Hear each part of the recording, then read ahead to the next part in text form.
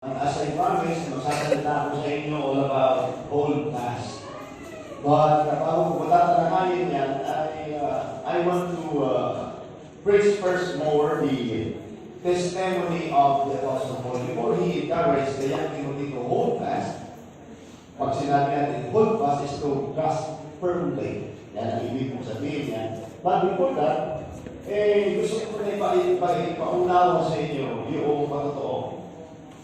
Yung patotoo ni Apostle Paul, mga kapatid, regarding sa kanyang buhay at kumbaga, before na magsalita sa encouragement, sino yung taong nag-encourage sa kanya?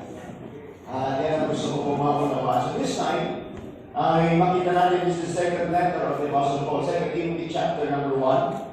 And let's begin reading from verse number 1. At makikita natin, mga kapatid, before the Apostle Paul encouraged the young Timothy, bakit ba ako?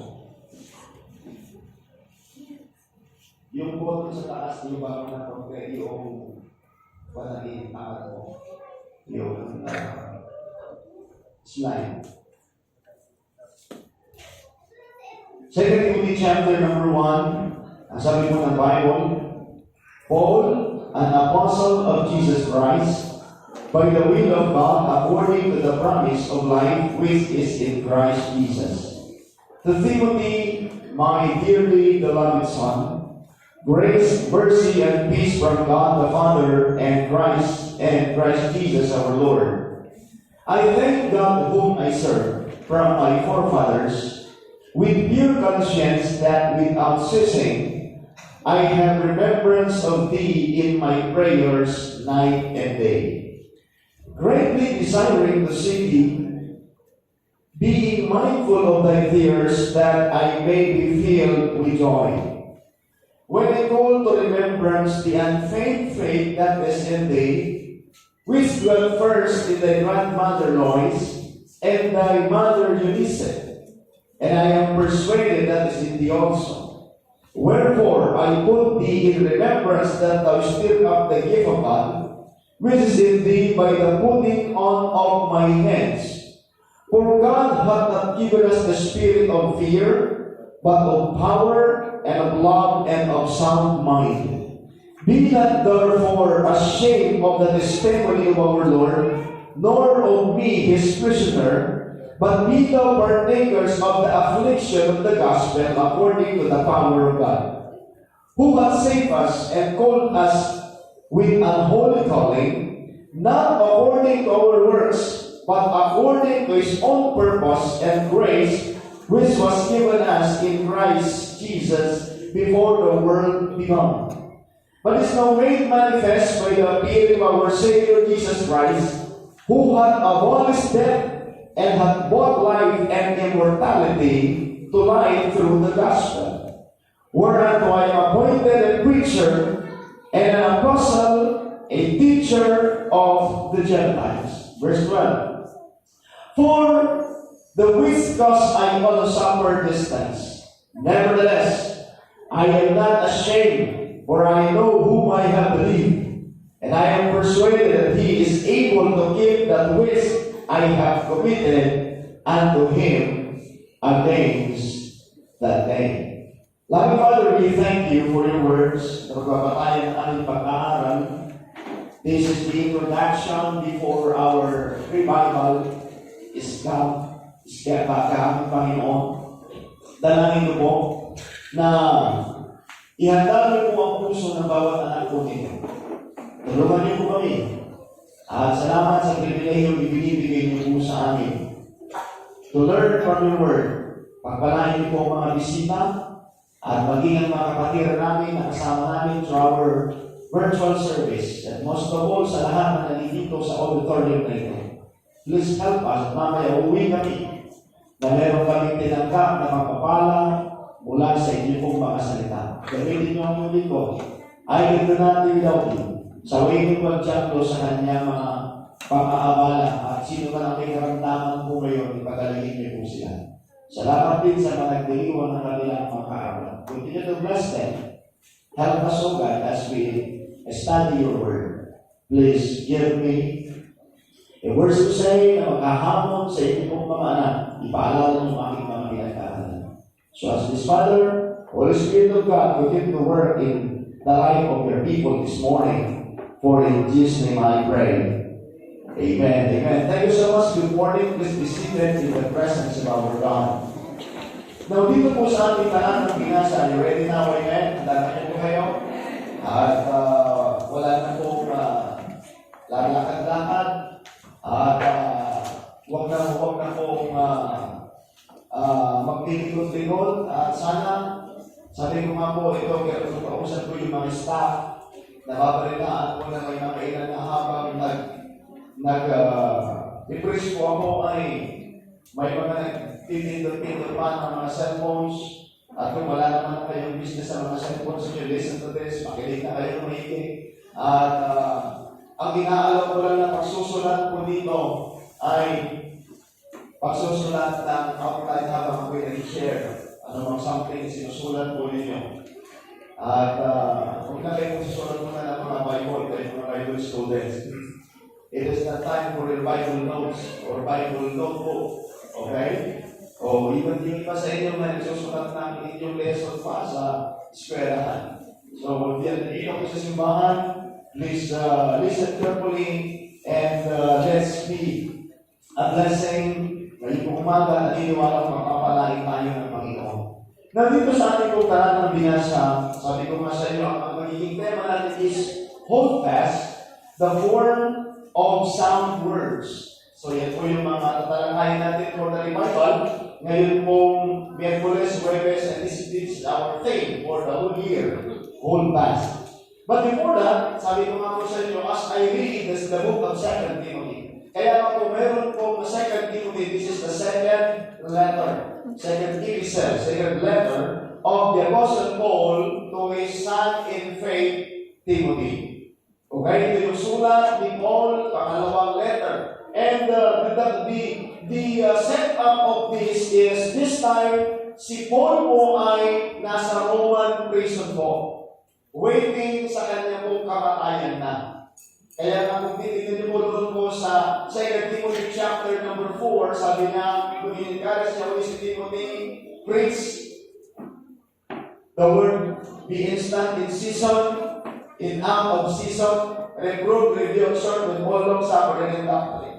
At ang sabi po ng Bible, in verse 7 and 8, I have fought a good fight, I have finished my course, I have kept the faith.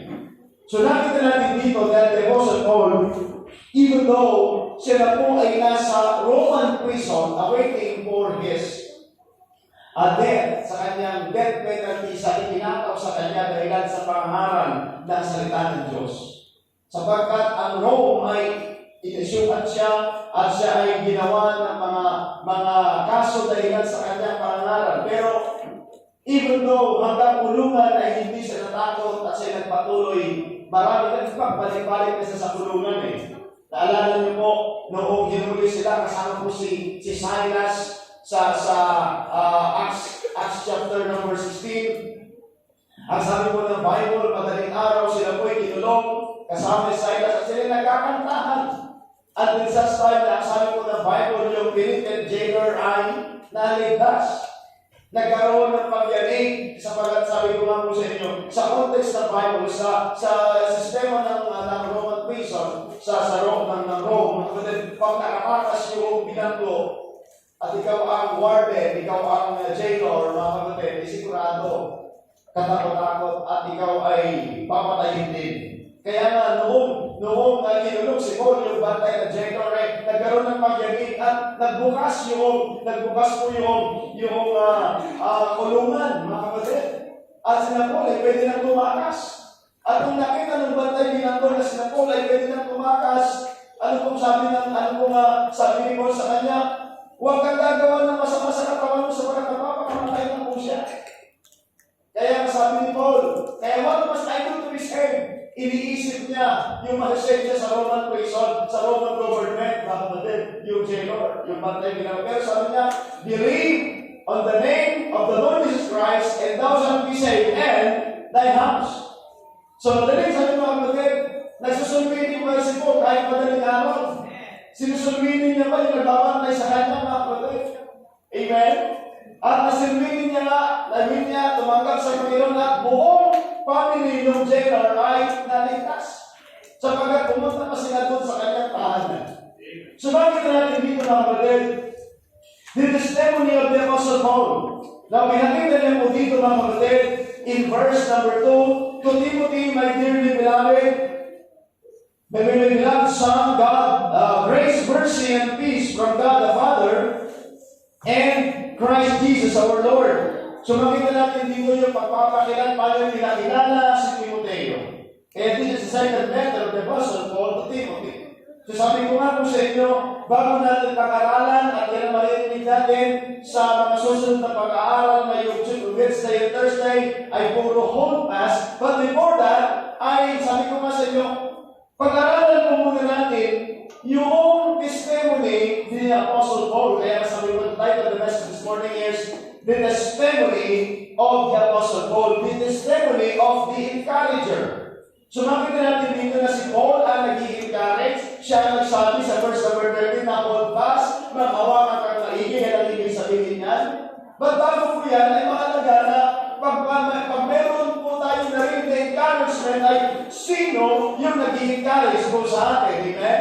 Kaya at this time, of course, ginamit ng Panginoon si Apostol Pablo para gamitin siya at i-encourage si Timothy. Kaya mahalaga na maunawaan natin. Nang makita natin dito na kapatid, tatlong bagay dito sa pag-aaralan natin pag hindi ko matapos, may marko po ito mamayang hapon. So makita natin dito, sabi ko, the letter of encouragement. But before he encouraged the young Timothy, ay pinakita niya ay naroon yung kanyang mga binanggit po dito na kapatid at kung ating babalikan. And this is my point number 1. We see here in verse number 3. Okay? Ipinakilala ni Paul ang kanyang sarili at ito ang kanyang patotoo. Sa verse number 2, sabi niya, I thank God whom I serve from my forefathers with pure conscience that without ceasing I have remembrance of thee in my prayers night and day. So the testimony of the Apostle Paul, unang pinakita dyan is number 1, the thanking. Yung pagpapasalamat, amen? Let's turn our Bible to 2 Thessalonians chapter 5 verse number 18. Kung nasa 1 Timothy kayo, bumbat kayo ng pakaliwa at makikita niyo po dyan ang letter ni Paul to the Thessalonians. The second letter of the Apostle Paul, 2 Thessalonians chapter number 5. One of the familiar passage of the Bible. Okay? 1 Thessalonians chapter number 5, verse number 18. The Bible says, in everything give thanks, for this is the will of God in Christ Jesus concerning you. So we see here, brethren, when he wrote a letter to the Thessalonians, the first letter, sabi mo ng Bible is, in everything give thanks. Inulit niya po ulit, sabi ko sa inyo, yung sinulatan niya po si Timothy, naroon ulit yung kanyang pagpapasalamat. So number 1, the thanking. And I believe with all my heart this morning, tayo po lahat bilang mga membro ng simbahan, bilang Kristiyano, sino man nakikinig po ngayon po umaga sa akin, I believe we have a lot to thank God. Amen. We have a lot of thanks na magpapasalamat tayo sa Panginoon. So the Apostle Paul ay ginugol niya yung kanyang panahon sa pagpapasalamat. In everything, give thanks. Ang sabi po niya. Paulit-ulit, in everything, give thanks. Ang sabi niya, I thank God. So sabi ko nga po sa inyo, we have a lot to thank God in our life. Ano po yung pastor? Ang dapat natin magpasalamat sa Panginoon. We thank God for the provision. Are you listening, amen? Sa lahat mong inaabot ng titig na ito, kayo pumagsalan natin dito, nagpapasalamat po tayo. Dapat tayo magpasalamat sa Panginoon sa kanyang provision. Pag sinabi natin provision, mga kapatid, yung pagtrabaho ng Panginoon sa atin to provide our needs. Amen? By the way, may trabaho ka man o wala, naniniwala ako, nag-provide ng Panginoon yung mga kailangan natin.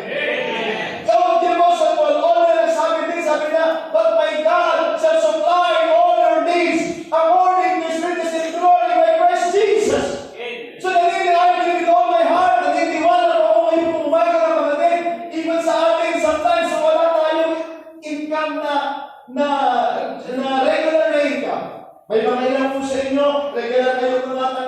15:30 o whatever, paano kayo sumasahod, meron kayong income na kapatid, pero napakatindi naman, marami tayong income, kung may mga income tayo, nakikita mo pa rin, paano ang Panginoon mag-provide ng ating pangangailangan, amen?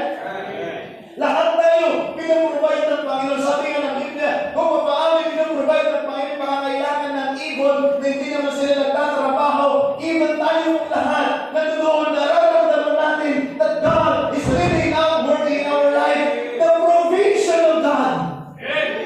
The provision, yung pagkakaloob ng Panginoon, yung trabaho ng Panginoon, mag-provide ng ating pangangailangan. By the way, alam niyo po ba, yun na ang ipinaprovide ng Panginoon sa atin. Sometimes hindi mo na-appreciate yung hangin. Nakikinig po ba tayo, amen? Alam niyo, na-appreciate niyo po yung hangin. Pag na-hospital ka, ang mahal ng hangin sa hospital. Hindi ba fresh air yun, mga kapatid? Nakikinig po ba tayo, amen? Pag mapunta ka ng hospital, ang mahal ng hangin. Ang tawag dito doon sa oxygen na yan. Medical oxygen. Nasamantala na kapatid ng Panginoon noong tayo, ibinigay na pag-gising mo, nandiyan lagi at habang natutulog ka, nakakalaghap na ng hangin. Nakikinig mo ba tayo, amen? Kaya mga naniniwala, alam niyo kung minsan hindi natin na-a-appreciate yan. Kayo mga kabataan na mahayabang minsan, bakit? Kung anong sinasabi natin. Pero mga kapatid, minitay na for the provision. How God provide our needs. At pinagpapasalamat natin, kaya sabi ko sa inyo mga kapatid, matuto po tayo na magpasalamat sa Panginoon. At until na matuto ka ng pasalamat sa Panginoon mga kapatid, hindi ka umuhay na para sa Panginoon. Kaya nung may namapagati sometimes, pride yung umiiran sa amin, kaya kinakailan matuto tayo, thank God. Sabi ko sa we have a lot to thank God. We thank God for the provision. Sa araw-araw ay binibigay ng Panginoon, nariyan yung kanyang provision. Sometimes nagre-reklamo kayo sa gulay, pero yan ang provision ng Panginoon.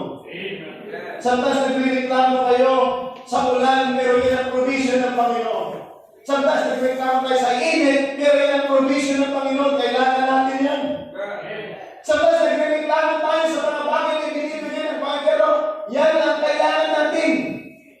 Provision, thank God for the provision, yung kakayanan niya na mag-provide na anumang pangangailangan po natin.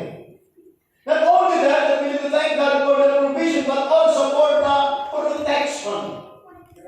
For the protection, na kapatid, nakita niyo po yung buhay natin, tumaan ng pandemic, tumaan ng maraming problema, tumaan ng mga challenges, pero nandun pa rin still yung protection ng Panginoon sa atin.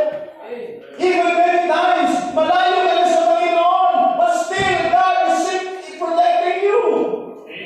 May mga panahon na wala ka na kaisipan sa mga bagay na kapag sa Diyos na unawaan niyo po ngayon, hindi mo na inisip ang Diyos, hindi mo na inisip ang simbahan, hindi mo na inisip ang yung magagawa para sa Panginoon, pero nandun pa rin protection ng Panginoon sa inyo.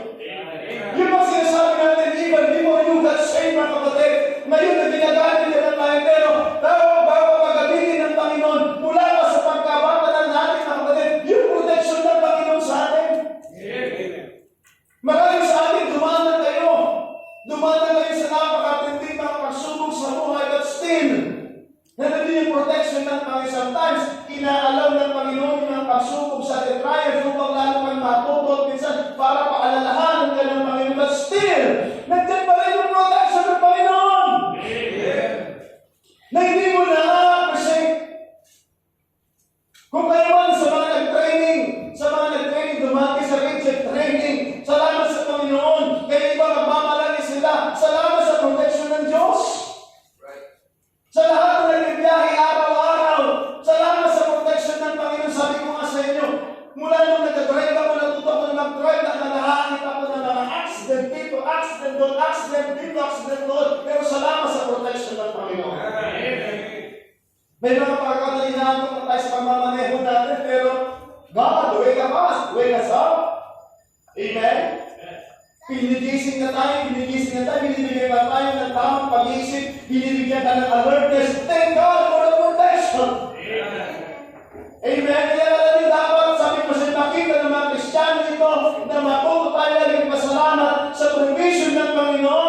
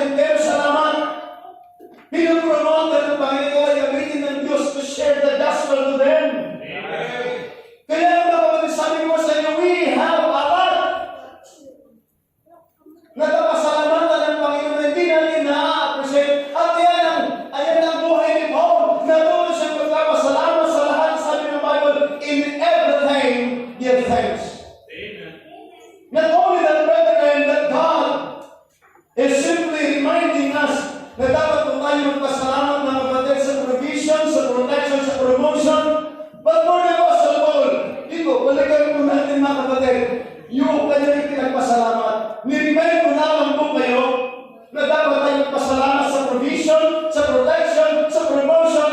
But one thing na pinapasalamatan ng maigit ni Paul, higit sa lahat mga kapatid. Ano pong sabi sa verse number 3 na 1 Timothy chapter 1? I thank God whom I serve. He is simply thanking the Lord for the privilege to serve Him. Kaya naman mga kapatid, yan o yung napakahalaga. Yes, nakapasalamat tayo sa provision, sa protection, sa promotion, but brethren, we need to thank the Lord for the privilege for which He uses our ministry.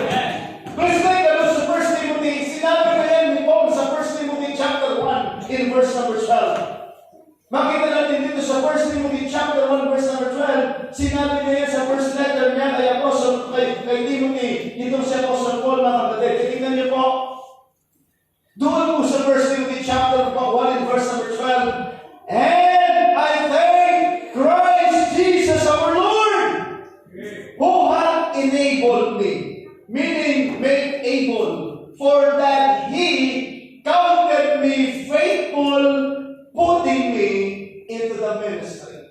Sumabi na natin dito mga kapatid, that the testimony of the Apostle Paul, yung kanyang pagpapasalamat, sabi ko nga sa inyo, kung nagpapasalamat kayo, nire-remind ko kayo, na nagpasalamat kayo sa provision ng Diyos, sa protection ng Diyos, sa promotion ng Diyos, but also Paul, for the Apostle Paul. Sinabi niya po dito, I thank Christ Jesus my Lord for that He enabled me. By the way, ang enabling mga kapatid ay sa Panginoon. Are you listening, amen? Kaya kayong mga kabataan, if God enabled you, meaning sa pag sinabing enable means make you able. Make you able. Wala kayong kakayanan dyan, pero God make us able. God is giving us wisdom to serve Him. Kaya mga kapatid, hindi sa ganang akin. Ngayon, nakakapag-prisma na ko sa inyo, God enabled me.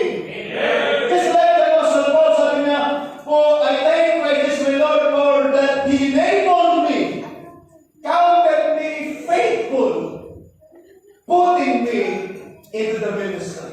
Kaya masabi ko kasi, ano ang pinapasalamatan ni Paul?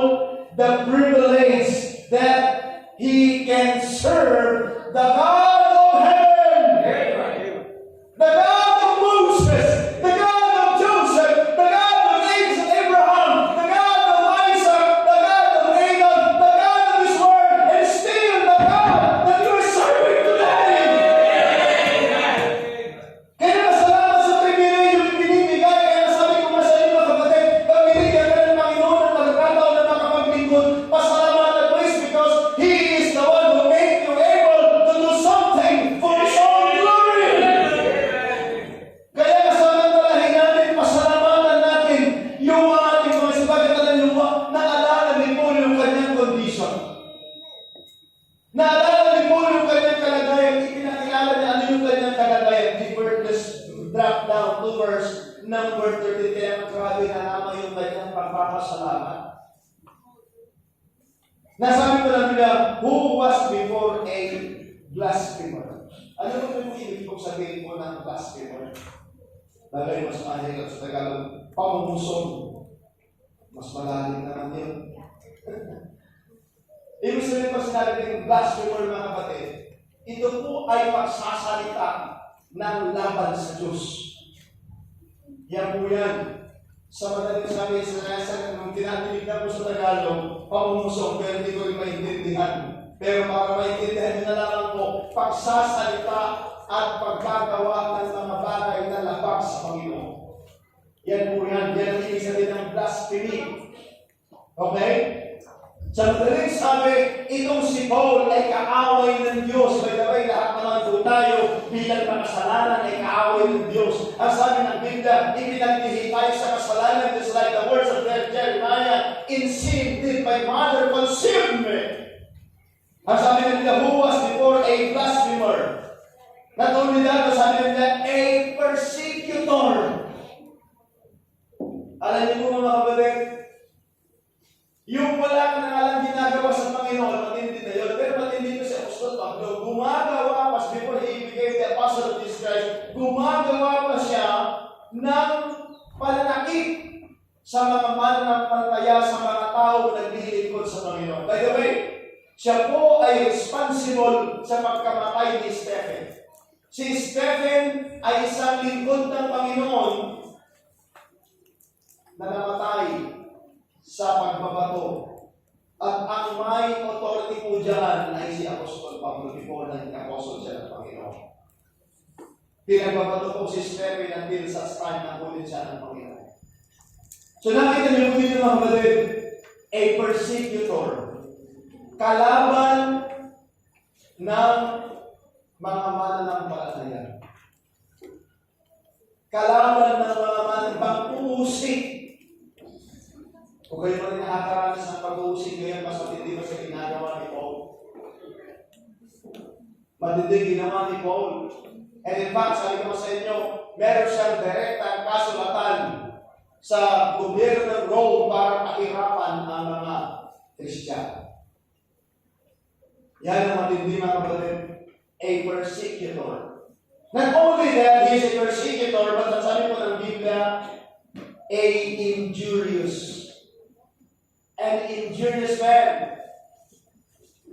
Nag-iisip lagi kung paano makapanakit para sa mga mananampalataya. Para sabi mo lang, that I obey the first.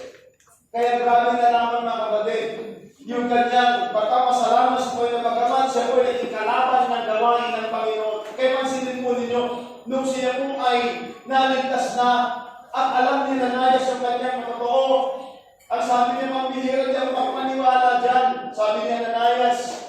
Pero alam niyo po ba, nagreklamo si Ananias, Panginoon, hindi ko pwedeng tulungan ito sa pagkakantindi. Grabe kung baka sa kulungan ng mananalita. Grabe ka demonyohan na ginawa nito.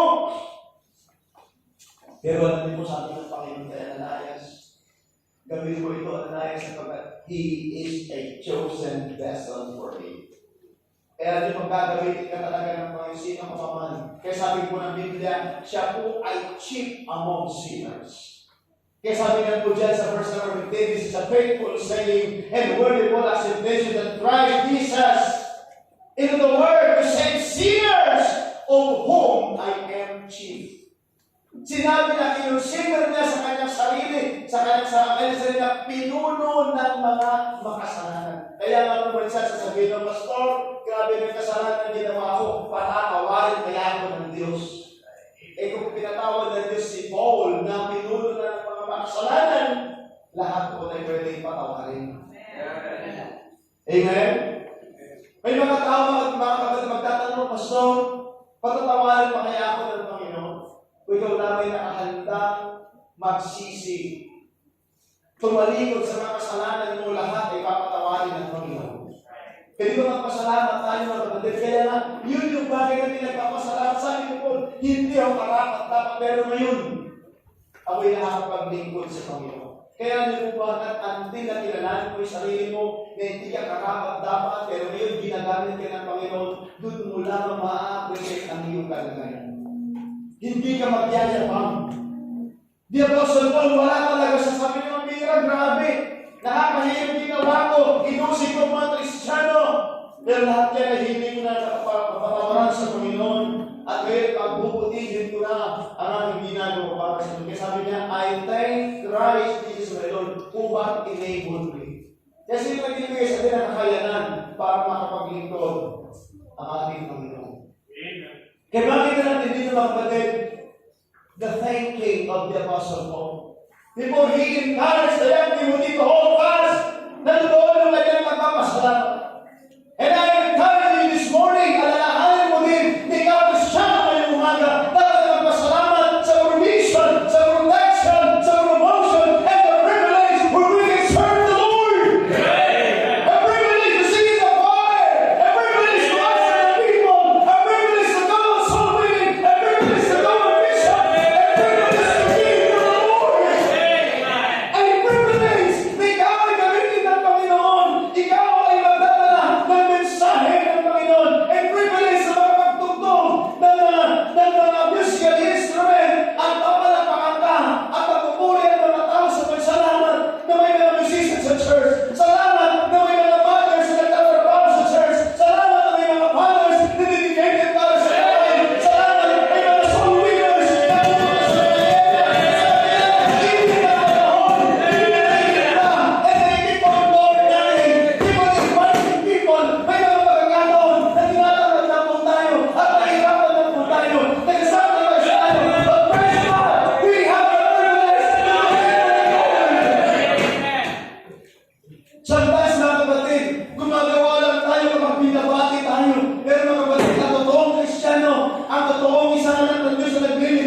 kahit na hindi ka batiin, kahit hindi ka pansinin, ikaw ay gagawin mo pa rin dahil wala nang gumagawa, magpapatuloy ka pa rin. Just like the Apostle Paul, dinala sa kulungan, naghihintay na lang ng kanyang kamatayan.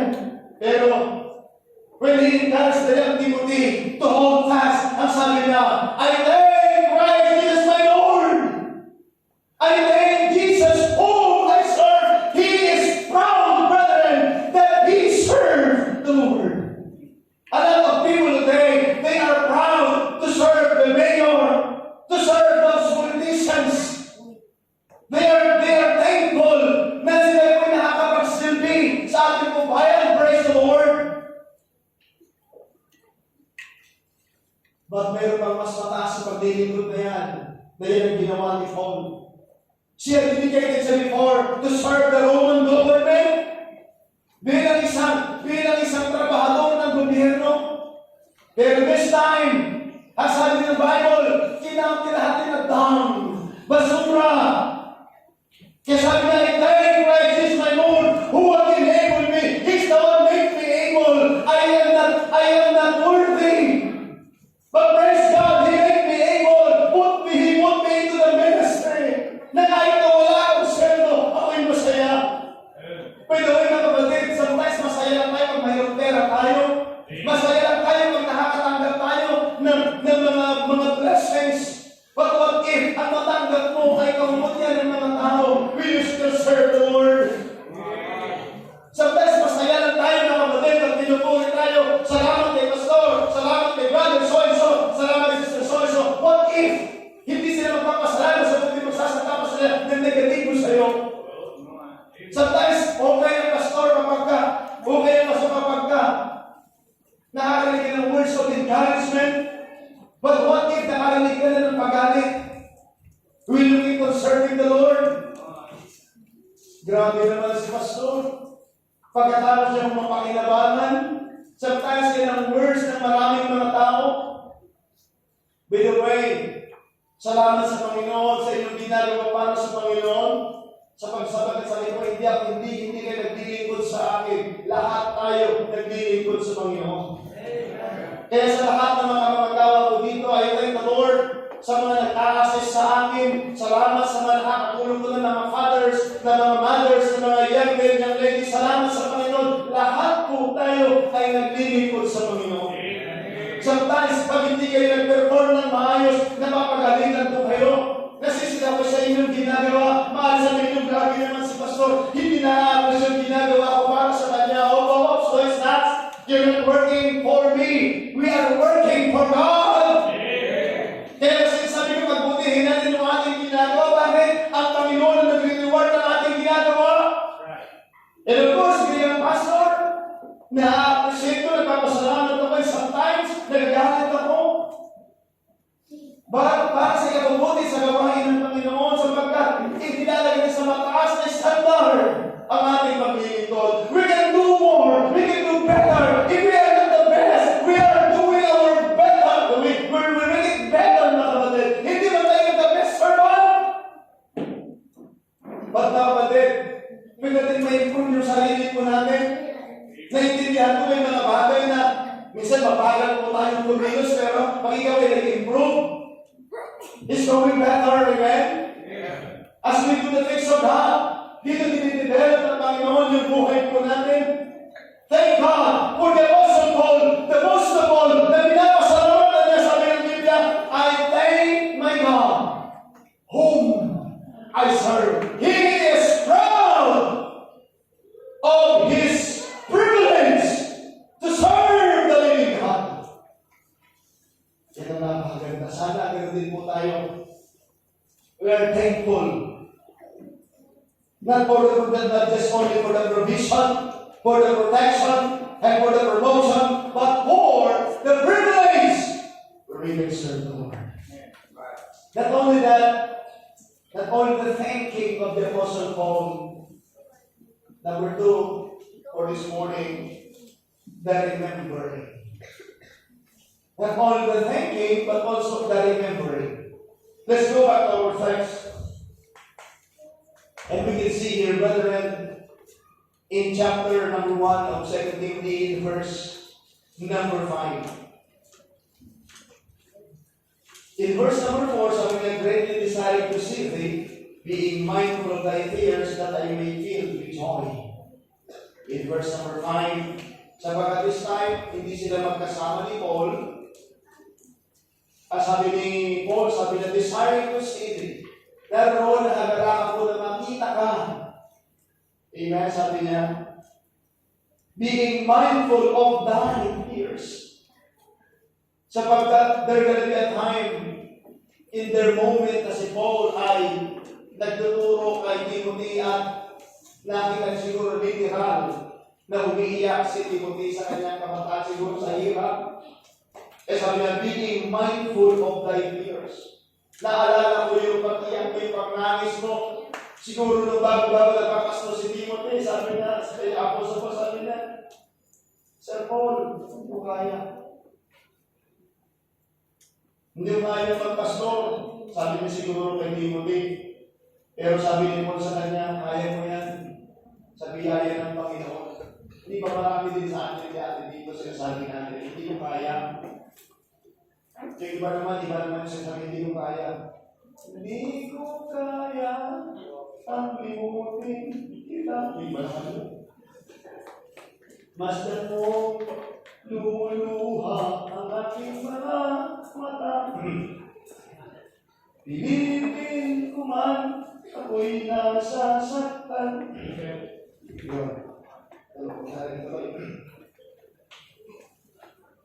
But this time, for the Apostle Paul, sabi ni Paul, sabi ko, habang iniisip ko, ano kaya yung kwentuhan nila?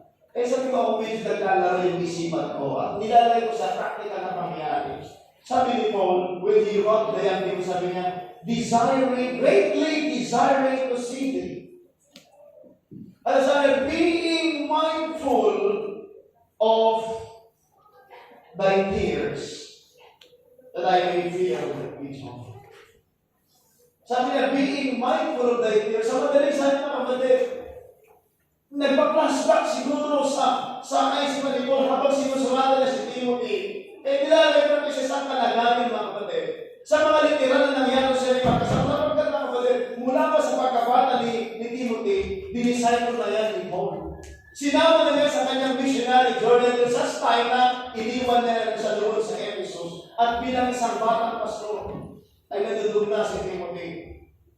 Siguro may mga pagkakataon na nakikita niya na umiiyak, tumakta na nangangis si Timothy. Nasabi niya, hindi ko na po kaya. Pero sabi niya, kaya mo yan. Siguro habang tinikwento niya, nalala ko po, sabi niya, habang kinakausap niya yung matanda, baka pag sabi niya kung pinapaniwalaan, biglang lang siguro naiiyak si Timothy. Ano niyo po, if you are a pastor, bagaman sometimes nakikita natin yung mga pastor na matapang mangaral. Pero mga kapatid, may mga pagkakaroon na iyak din po sila. Dahilan sa nabigatan ng problema. I could just remember our pastor, my pastor. Kinikwento niya yung mga pangyayari at hindi na namamalayan. Umiiyak na lamang po siya. Sa pastor session, even I've seen him personally, si Pastor A. Sa kanyang hirap sa ministry, na pinagdaanan, dumating yung pagkataon na nahanin mo yung church. Dumating yung pagkataon na binigyan siya ng Panginoon ng mga engineers, doctors, and professionals. But the saddest thing, at first, they've been a blessing to the church. But the saddest thing, sa paglipas ng panahon, nagkasundo-sundo yung mga professionals, yung engineers, yung doctors, and lawyers, meron pa lang lawyers. Nagkasundo-sundo sila laban kay Pastor Ben. At sila nagsalita ng laban. Kinontrol nila yung pera ng simbahan. And just like also even in the life of Jack Hines. Yung binili ni Jack Hines yung mga street boys, yung mga professors na mga mayayaman nag-withdraw sa church, sinunog nila yung simbahan ng First Baptist Church. Sapagat sila nag-invest doon, hindi naman nila yung nakakuha sa church. Sinulog nila yung simpatya. Imagine. Kinikwento ni Pastor Ed, tinawag sa akin ng pangalan na Igmundo, pero tinawag sa Igmundo. Ninak nila yung pera ng church sa bangko. Sapagat sila daw mga pera daw nila yun. By the way, binigyan na nila sa simbahan, hindi na nila yung pera na ng Panginoon yun. Nakakay-control na yung pastor. Kinausap nila yung manager, mag-withdraw si Pastor Ed, sabi niya, sir, nakalak ko yung account ninyo. Ha? Account ko yan, nakalak? Sabi ni Pastor Ed. Opo, sir, kasi pera daw po yun ng mga libro. Wala ko binigyan nila sa simbahan niya, pero para sa gawain, ako yung may control. Kailangan kong gamitin ito para sa gawain ng Panginoon. Alam sabi rin sa bank manager, kayo po sir, kung hindi niyo po iaalap na libro, pero ng simbahan, kayo po, nakakabahala dyan. Pero kayo yung mananalangin, sana kayo maging maayos na magkakaroon ng consideration. Ano yung nag-isip ko siguro ko yung manager, sapagat nakapangalan naman sa kanya, pinag-ito siya. At nakakatuwa, yung manager na yun, sa paglipas ng panahon, naging mayor ng Laguna, ng San Pedro. Kaya sabi na kilala ko si Pastor Pedro. At hanggang ngayon, nakapag-attend mo sa church yung mayor na yun. Nakita ko sabi niya, paano yung mga tao professional ay lumaban sa kanya. Pero walang kinahinatan yung mga lumaban sa kanya. And I thank the Lord for this man. Kinimita ni Pastor, tumiyak talaga sa mga pastors. Papabaligin daw siya ng bigo na nakayama. Nakita niyo po minsan, yung pastor, pinananalangin para sa mga membro yun. Sila siya yung nagbahagi ng salita ng gusto. And after that, na hindi masunod yung gusto nila, sapagkat hindi naman sila yung pastor, magsasalita sila ng laban sa pastor. Nahati po yung church. Ang katotohanan yan, nahati yung church, kumiwalay po siya. Iniwan nila si Pastor Ed. At yung pinakamagaling sa kanila, yun ang nagpastor. Piling nila sa magaling. Ayun, paglipas sa kanila, paglipas sa taon, sila rin iwan-iwalay ulit. Kaya akala nila ganun na kadali mag-run ng church. So hindi lang nalagod dito sa sitwasyon dito, siguro nakalala ni Paul. Kasi ang great desire is really being mindful of our fears. Sabi ko may mga nakakaiyak talaga na pangyayari sa buhay natin, even sa life of the pastor. But then, sabi ni Paul dito, in verse number 5, although may mga tears sa Timothy, pero nagpatuloy siya sa Panginoon, nakita niya yung kanyang matibay na pananampalataya. Nakita niya yung genuineness of his faith. Kaya sabi niya dito sa verse number 5, when I call to remembrance the unfeigned faith. Now the word unfeigned faith, same as the word genuine faith. Real faith. Hindi pananampalataya pagpapaibabaw. Kundi totoong pananampalataya na nakita ni Paul kay Tim, sabi niya, when I call to remembrance the unfeigned faith that is indeed which dwelt first to his grandmother Lois. Kaya nakita niyo mga kapatid dito, unfeigned faith, genuine faith is always remembered. Inalala ni Paul yung matibay na pananampalataya, yung totoong pananampalataya sa kanya na ipinakita ng kanyang lola at ng kanyang nanay. Kaya mga kapatid, I'd like to talk to you this morning, kayo pong mga lolo at lola at nanay, na kinakailang pagbutihin natin ang ating pananampalataya. Sa pagkatuan tayo mga kapatid, aalalahanin po tayo. At kung meron pinakapagandang alalahanin sa atin, hindi lamang yung kabaitan natin, hindi lamang yung pagbibigay natin ng pagkain at suporta sa ating pong mga anak, but most of all, yung matibay na pananalig natin sa Panginoon. Yan ang pinakamagandang bagay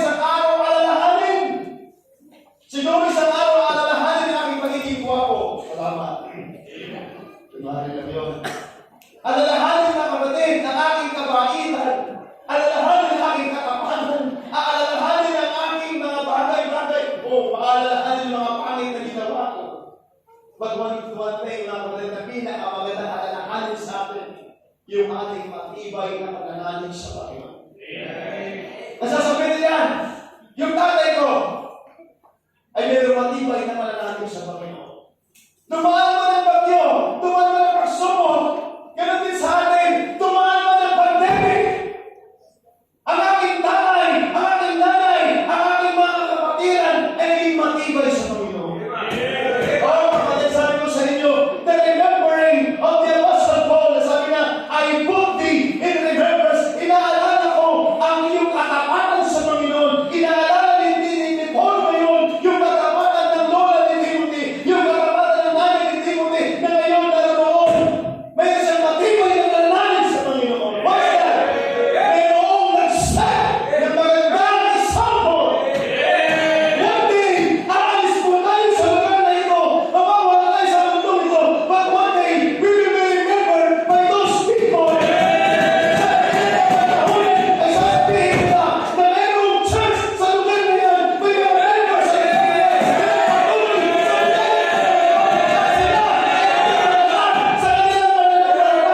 ang simbahan ay dumaan sa pagsubok, sa krisis, pandemic, at anumang mga challenge sa buhay, but then sila nagpatuloy sa bigay ng Panginoon.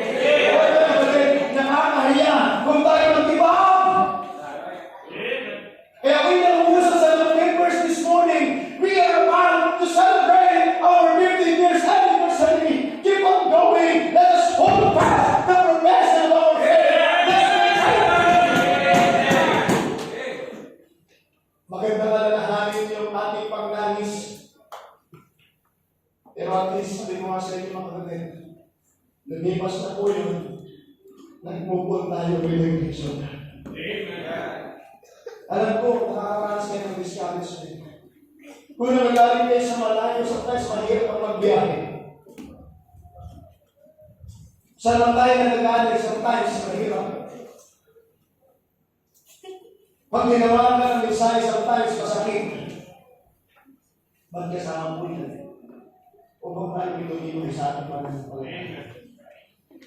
There are moments in our life that we need to remember. This time, brethren, inaalala ni Timothy, Paul si Timothy, at ang mga tao connected kay Timothy na nag-invest sa kanyang buhay. Kaya sa mga members ng simbahan ito, maaaring hindi din po nakikita ito, patuloy na limon ko yung mga kapatid sapagkat meron pong sumusunod po sa atin. Dahil remembering. Here's the Apostle Paul. Sinulatan niya si Timothy at inaalala niya yung mga luha ni Timoteo at higit sa lahat yung kanyang genuine faith na kanyang pinanghahawakan na through thick and thin nagpatuloy siya sa biyaya. In closing, sa araw aalalahanin po tayo. Aalalahanin ako, aalalahanin kayo. Ano ba yung pinakamagandang bagay na gusto natin isang araw aalalahanin tayo? Ikis sa lahat na pagdating aalalahanin tayo, hindi lang sa kapalitan po natin. Sa ating pagiging giver, kundi higit sa ating paninindigan na nagkaroon ng matibay na pananampalataya ng iba dahilan po sa atin. Kailan naman tayo magkakaroon ng ganitong simbahan pag wala yung pastor na nananindigan? Kung wala yung mga naon sa amin na nananindigan, kaya kayo mga kaganda mga kapatid. Hindi mapapatuloy ang simbahan ito kung walang mga members na nananindigan sa biyaya at tulong ng Panginoon. Hindi mapuhuli ang lahat. Amen? Amen. Saan man kayo namatbat, ano man ang inyong simula, ano man yung ating kalagitnaan, content, tapos na po yun.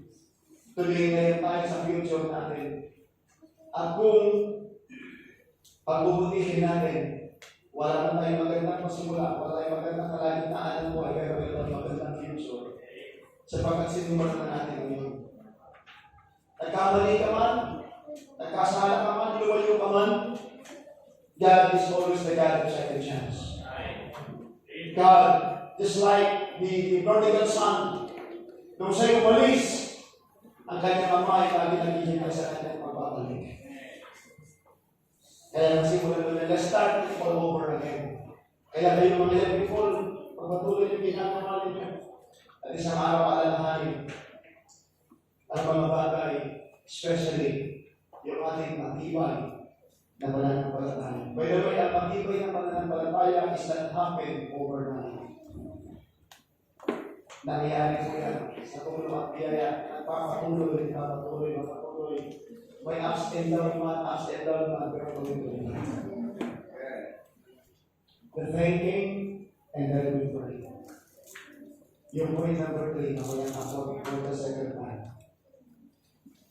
I hope you learned something this morning. Let us pray. Loving Father, we thank you for your words.